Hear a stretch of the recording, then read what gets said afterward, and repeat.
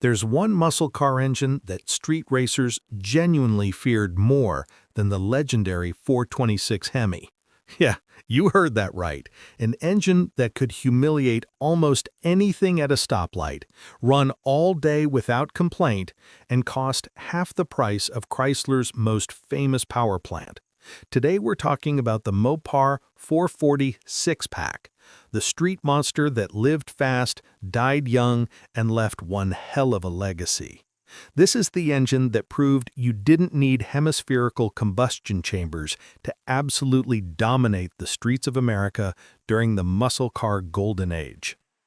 To understand why the 440 six-pack became such a phenomenon, we need to rewind to the mid-1960s. Chrysler had introduced their RB, or raised block, series of big block V8 engines back in 1958 as a lighter, cheaper replacement for their first-generation Hemi engines. These wedge-head motors, so-called because of their wedge-shaped combustion chambers, were over-square designs, meaning the cylinder bore was larger than the stroke. This configuration allowed them to rev freely and breathe easily. In 1966, Chrysler bored out their 413 cubic inch engine to create the 440 with a bore of 4.32 inches and a stroke of 3.75 inches, displacing exactly 440 cubic inches or 7.2 liters. The standard 440, which Dodge called the Magnum and Plymouth dubbed the Super Commando, initially produced 350 horsepower. By 1967, a high-performance version arrived, making 375 horsepower and 480 pound-feet of torque with a single 4-barrel carburetor, thanks to a more aggressive camshaft and better-flowing cylinder heads. But here's where things get interesting. By 1968, Chrysler had the mighty 426 Street Hemi as their ultimate performance option, rated at 425 horsepower and 490 pound-feet of torque. The problem was that the Hemi was expensive. We're talking about a $648 upcharge in 1968, which is around $5,700 in today's money. It was also heavy, finicky to tune, and honestly kind of a pain to live with on the street. The Hemi was a race engine that happened to be street legal, not really designed for stop-and-go traffic or daily driving duties. Chrysler engineers realized there was a significant performance gap between the 375 horsepower 440 Magnum and the 426 horsepower Hemi. They needed something in between. An engine that could deliver near-Hemi performance without the near-Hemi price tag or maintenance headaches. The solution was brilliantly simple, yet devastatingly effective. Midway through the 1969 model year, Chrysler introduced what would become one of the most feared street engines of the entire muscle car era. They took the already stout 440 engine and added a 3 2-barrel carburetor setup. 3 Holley 2300 series 2-barrel carburetors sitting atop an Edelbrock aluminum intake manifold. Dodge called it the 440 six-pack because it had 6 barrels of carburation. Plymouth, true to Chrysler's confusing naming conventions of the era, called the exact same engine the 440 6BBL, or 6-barrel. It was the same engine, just different badges on the air cleaner. The setup was ingenious. Under normal cruising conditions, only the center 350 CFM carburetor was active, providing decent fuel economy and smooth, docile operation. But when you mashed the throttle, a vacuum signal from the intake manifold progressively opened the 2 outboard 500 CFM carburetors. Combined, this triple-deuce setup could flow an absolutely monstrous 1,210 CFM of fuel and air into those hungry cylinders. To put that in perspective, most single 4-barrel carburetors of the era flowed between 600 and 800 CFM. The 440 six-pack wasn't just about the carburetors, though. Chrysler bumped the compression ratio to 10.5 to 1 for 1970 and 1971, up from 10.1 to 1 in the first 1969 models. The engine received Hemi valve springs, those dual coil jobs that could handle serious RPM. The pistons got molybdenum-filled top rings for better sealing and durability. There was a more aggressive, low-taper camshaft design, though interestingly, the lift and duration specs were the same as the standard 440 high-performance engines. The valve stems received a chrome flash coating for reduced wear. A heavy-duty dual-point distributor replaced the single-point unit. And for 1970 and later, the connecting rods were beefed up significantly. These became known as six-packed rods in Mopar circles, though they were actually used in all 1970 and later 440 high-performance engines.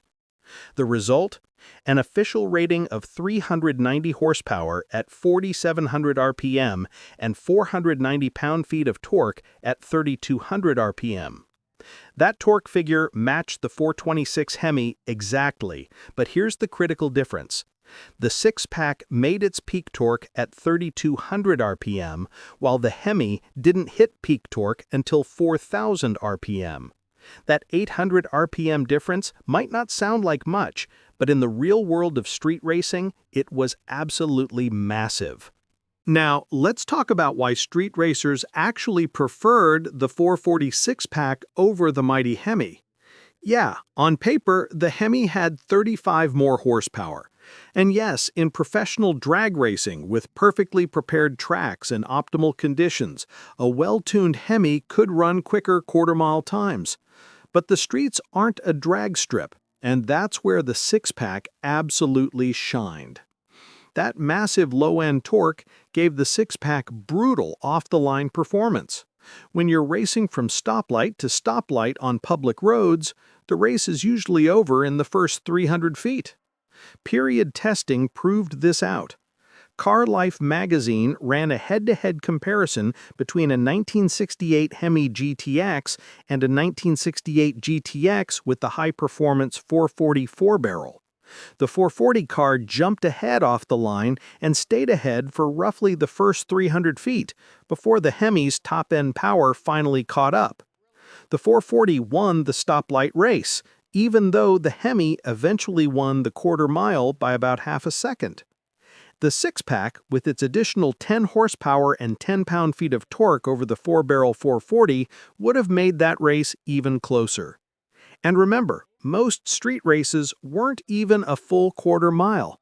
They were short blasts from one intersection to the next, maybe 500 to 1,000 feet at most.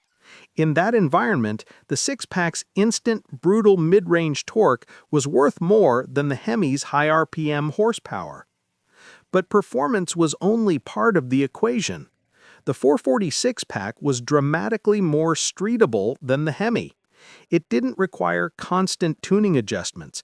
It didn't have that notoriously narrow power band that made Hemis feel lazy below 3,500 RPM. It would start on cold winter mornings without a fight. It didn't need racing fuel to run properly. Multiple Mopar forums and period accounts confirmed that while the Hemi was the superior race engine with unlimited potential, the 440 six-pack was the better choice for a car that would actually be driven regularly. And then there's the cost factor. In 1969, stepping up to a 426 Hemi was a $700 option. That's about $5,700 in today's dollars. The 440 six-pack? Just $119, or roughly $930 today. You got performance that was maybe 5% less for about 1/6 the price. For the vast majority of muscle car buyers, that math was easy. You could get a six-pack car, use the money you saved to add a Sure Grip limited slip differential, better gears, headers, and other go-fast parts, and end up with a faster overall package than a bone-stock Hemi car.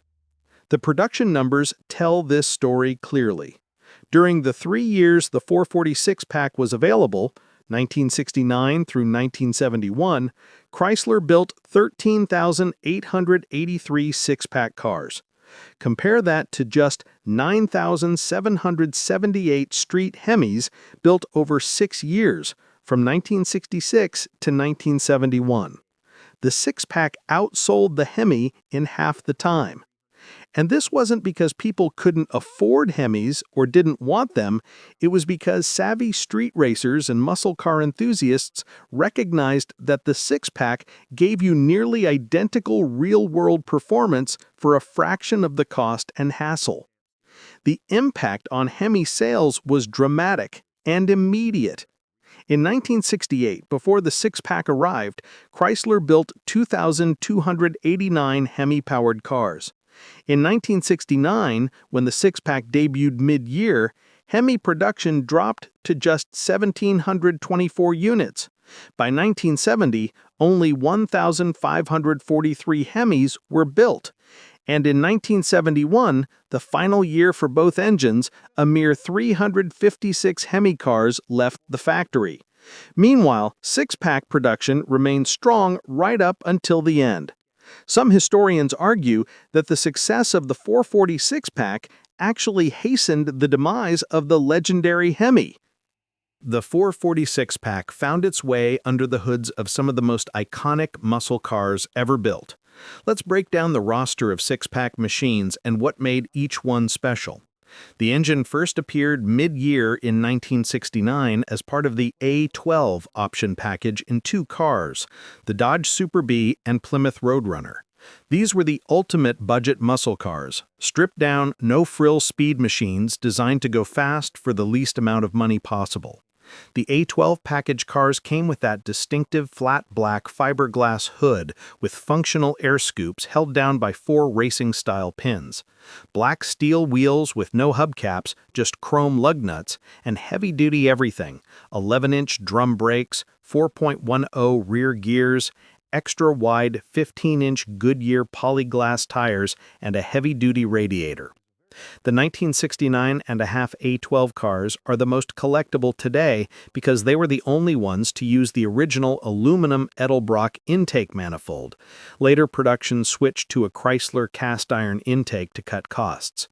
Plymouth built roughly 1,400 Roadrunner 6 BBL cars in 1969, while Dodge produced 1,907 A12 Super Bee six-pack models. These cars could run the quarter mile in the high 13-second range. A 1969 Super Bee with the six-pack ran 13.6 seconds, just 2/10 slower than a Hemi-powered Coronet RT. For 1970, the Roadrunner was redesigned with new front and rear sheet metal, updated grills, and non-functional scoops on the rear quarter panels. The 446 BBL remained available and actually got more popular. 2,520 Roadrunners were built with the six-barrel engine in 1970. The Super Bee got a dramatic makeover with a split Bumblebee wings front bumper and produced 1,268 six-pack cars.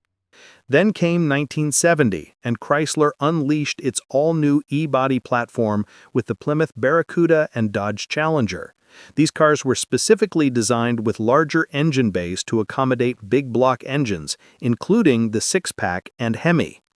The third-generation Barracuda was shortened to just CUDA for its performance models, and it became arguably the coolest-looking muscle car of the entire golden age. The 1970 Hemi CUDA was the fastest production car of the year, but the 446 BBL version wasn't far behind. The Hemi CUDA ran the quarter in 13.1 seconds. The six-barrel version did it in 13.8 seconds. Plymouth built 1,784 CUDAs with the 446 BBL in 1970. The Dodge Challenger RT could be optioned with the 446-pack starting in 1970, and contrary to popular belief that portrays every Challenger as a Hemi car, way more six-packs were actually ordered. Of the 18,956 Challenger RTs built in 1970, only 112 had the 426 Hemi, while 1,640 were equipped with the 446-pack. The Challenger with a 446-pack, 4-speed manual, and the A34 Super Track Pack option with 4.10 Dana shear grip gears was an absolute weapon on the street. Some surviving examples with this exact configuration are documented as one-of-one cars.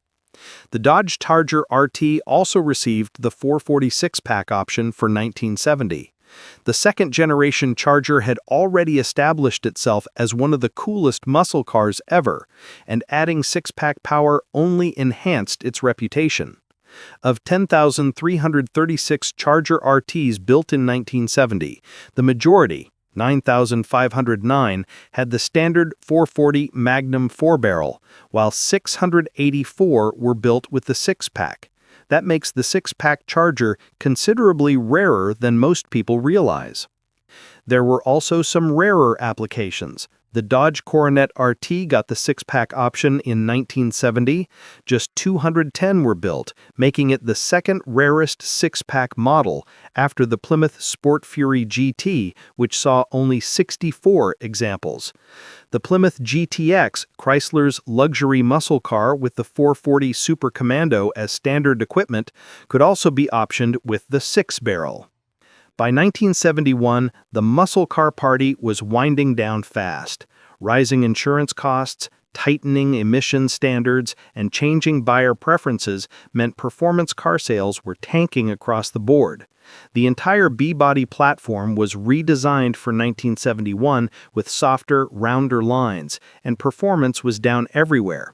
The 440 six-pack's compression was reduced slightly to 10.3 to 1, dropping horsepower to 385. Production numbers reflected the changing times. Only 246 Roadrunners, 99 Super Bs, and 254 Cudas were built with the six-barrel or six-pack in 1971. The Challenger saw only 250 six-packs examples that year, compared to just 71 with the Hemi. And then it was over. Or was it? Technically, Chrysler had plans to continue the 440 six-pack into 1972. Period brochures show the engine listed as an option in the 1972 Dodge Rally model car and other applications. But by the time 1972 arrived, reality had set in. New EPA emission standards and the looming oil crisis made high-compression, triple-carbureted big blocks untenable. Only 3 confirmed 1972 cars were built with the 440 six-pack before production permanently ceased. The street monster was dead, killed by government regulations and changing times. Before we move on, we need to talk about 2 very special six-pack cars that used a smaller engine, but deserve mention because they carried the six-pack name and heritage. The 1970 Dodge Challenger TA and Plymouth AAR Cuda. These were homologation specials built so Dodge and Plymouth could compete in the SCCA Trans Am Racing Series. The rules required manufacturers to build a minimum number of street-legal versions of their race cars to qualify for competition. The result was 2 of the most distinctive and desirable Mopar muscle cars ever built. Both the Challenger TA and AAR Cuda came with special versions of the 340 cubic-inch small-block engine. But here's the thing, they used the same 3.2-barrel Holley carburetor setup as the 440 six-pack, just scaled down. The 340 six-pack, as it was known, sat atop a high-rise aluminum Edelbrock manifold and was rated at 290 horsepower and 345 pound-feet of torque. The center carburetor provided fuel during normal driving, with the outboard carbs kicking in under heavy throttle. Both cars received distinctive visual treatments. They wore matte black fiberglass hoods with functional scoops, special side stripes with bold graphics, rear spoilers, and front spoilers. The most distinctive feature was the side-exiting exhaust system that dumped spent gases just ahead of the rear wheels through chrome megaphone outlets. They were also the first American production muscle cars to feature a staggered tire setup from the factory. Smaller E60, 15 Goodyear polyglass tires in front and larger G60 15s in the rear. The Rally suspension package included heavy-duty everything: larger front and rear sway bars, Hemi torsion bars, extra firm shocks, and specific rear springs. Quick ratio steering, front disc brakes as standard equipment, and your choice of a pistol grip, Hurst shifted 4-speed manual or torque flight automatic rounded out the package. With 3.55 to 1 or optional 3.90 to 1 gears in the Sure Grip differential, these Trans Am specials were serious performance machines. Production was limited to that single 1970 model year only. Plymouth built 2,724 AAR Cudas, while Dodge delivered around 2,400 Challenger TAs. On the street, the automatic-equipped cars were a bit soft on the low end, but the 4-speed models really jumped. Period testing showed mid to high 14-second quarter-mile times at just under 100 miles per hour on street tires, with a top speed estimated at 125-plus miles per hour. These Trans Am homologation specials failed to achieve success on the racetrack. Plymouth finished last in the Trans Am standings, and neither car won any races. But that didn't matter to collectors and enthusiasts. Today, surviving examples in great shape typically command six-figure prices, with 4-speed manual cars being extremely rare and valuable. They proved that a small block with the right equipment could become a timeless muscle car legend. Let's address the elephant in the room. Which engine was actually faster, the 426 Hemi or the 440 six-pack? The answer isn't as simple as you might think, and it depends entirely on what kind of racing we're talking about. In pure drag racing on a prepared surface with proper traction and full quarter-mile runs, the Hemi wins. Period. Multiple magazine tests from the era confirm this. The 426 Hemi averaged 13.34 seconds at 106.57 miles per hour in the quarter mile, while the 440 six-pack averaged 13.64 seconds at 105.04 miles per hour. That's a 3/10 advantage for the Hemi, which doesn't sound like much until you remember that at the drag strip, tenths of a second are the difference between winning and losing. The Hemi also had a significant advantage in 0 to 60 miles per hour times, although the data here is limited. The Hemi averaged 5.65 seconds, while the six-pack averaged 6.75 seconds based on available period tests. However, only 2 six-pack 0 to 60 tests were available compared to 7 for the Hemi, so that gap might not be entirely accurate. But here's where things get interesting. Hot Rod magazine did a comprehensive test in May 1970, where they drag raced 6 different muscle cars, including a 1970 Hemi Cuda and a 440 6BBL Roadrunner. Both cars had automatic transmissions and 4.10 gears. Other than the Roadrunner weighing 140 pounds more, they were as evenly matched as possible. After 10 runs each, some head-to-head, the results were remarkably close. The Hemi averaged 13.54 seconds in the quarter mile compared to 13.61 for the six-barrel. That's 7/100ths of a second. The fastest single run for the Hemi was 13.39 seconds versus 13.47 for the six-barrel, 0.08 apart. For comparison, a 1969 Ford Mustang Boss 429 ran the quarter in 14.1 seconds. A 1969 Ford Torino with the 429 Cobra Jet needed 14.7 seconds. The Mopar big blocks, whether Hemi or 440 six-pack, were in a completely different league than the competition from Ford and GM. But drag strip numbers only tell part of the story. On the street, things were different. Multiple accounts from period street racers, Mopar forums, and automotive journalists confirm that from stoplight to stoplight, the six-pack could beat a Hemi more often than not. That brutal low-end torque, combined with the incredibly responsive triple carburetor setup that could dump massive amounts of fuel instantly, gave the six-pack devastating acceleration in the RPM ranges that mattered most for street racing. David Dulcich, a respected Mopar expert and writer, noted that while the Hemi was obviously the superior race engine with greater potential, the 440 was more streetable, held tune better, and wasn't as fussy. Many contemporary accounts suggest the street Hemi wasn't really suitable for normal daily driving, especially in winter conditions.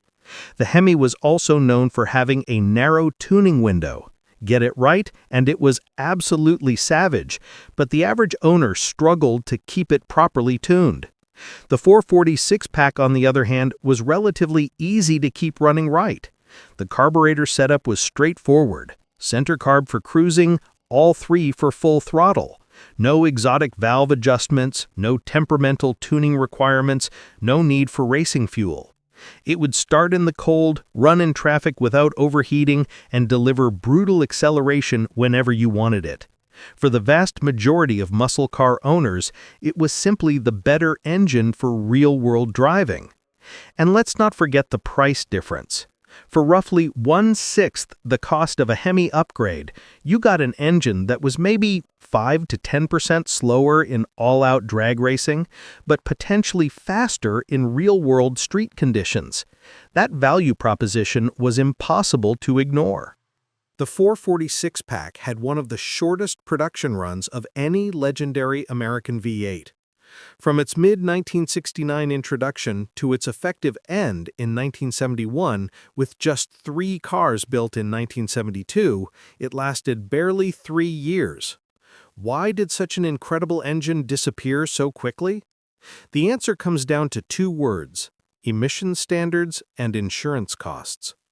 The Environmental Protection Agency was born in 1970, and by 1971, new emissions regulations were already forcing automakers to reduce compression ratios and power output across the board. The 446 pack's 10.5 to 1 compression ratio was cut to 10.3 to 1 in 1971, reducing power from 390 to 385 horsepower. The handwriting was on the wall. High-compression engines weren't going to survive the new regulatory environment. But it wasn't just the EPA. Insurance companies were crushing the muscle car market with skyrocketing premiums for high-performance cars. Young buyers, who made up a significant portion of the muscle car market, were being quoted insurance rates that sometimes exceeded their car payments. A 22-year-old trying to insure a 446 pack Roadrunner in 1971 might pay $2,000 a year or more in premiums, absolutely crushing for someone making $8,000 or $10,000 annually. The combination of factors created a perfect storm that killed the entire muscle car era, not just the six-pack. Sales of performance cars across all manufacturers fell dramatically from 1970 to 1971, and they never recovered. The 1973 oil crisis would deliver the final blow, but by then, the 446 pack was already history. Chrysler had actually planned to continue the six-pack into 1972. Factory brochures listed as an available option in several models. But when the reality of new EPA regulations became clear, those plans were scrapped. The triple carburetor setup, while brilliant for performance, was a nightmare for emissions control. There was simply no way to make it meet the new standards without fundamentally changing everything that made it special.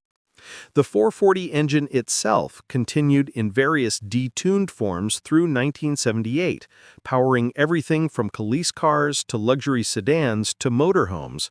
But the six-pack was gone, killed by regulations it could never have been designed to meet. It was a victim of changing times, government mandates, and shifting priorities in American society. The Mopar 446 pack remains one of the most underappreciated engines in American automotive history. In the shadow of the legendary 426 Hemi, it's easy to overlook what made the six-pack so special. But the truth is, for real-world street performance, the 446 pack was arguably the better engine. It delivered near-Hemi performance at a fraction of the cost, with better streetability, easier maintenance, and that brutal mid-range torque that won countless stoplight races across America. In its brief 3-year run, only 13,883 six-pack cars were built. Today, they're highly sought after by collectors, though they've never reached the stratospheric values of Hemi cars. A well-preserved 1970 Roadrunner 6 BBL or Challenger RT six-pack might bring $150,000 to $250,000 at auction, while a comparable Hemi car could fetch 2 to 3 times that amount. Some would argue that makes the six-pack cars the better buy. You get 95% of the performance and cool factor for less than half the price. The 440 six-pack represents the absolute peak of the muscle car era, the moment when American automakers figured out how to build engines that combined insane performance with reasonable practicality and affordability. It was the sweet spot between the budget 383 and the exotic Hemi, the Goldilocks engine that was just right for serious street performance. Sadly, it couldn't survive the changing world of the early 1970s. New regulations and shifting priorities meant engines like the six-pack simply couldn't exist anymore. It burned bright and fast, like a supernova, before vanishing into history. But for those 3 years, from 1969 to 1971, the 440 six-pack was the ultimate street monster, an engine that could back up its aggressive looks and triple carburetors with genuine, tire-smoking, street-light-dominating performance. It was the engine Detroit couldn't control, until government regulations forced them to. Thanks for watching. If you enjoyed this deep dive into one of the muscle car era's most feared engines, make sure to hit that subscribe button and drop a comment below. What's your favorite muscle car engine of all time? Let me know, and I'll see you in the next video.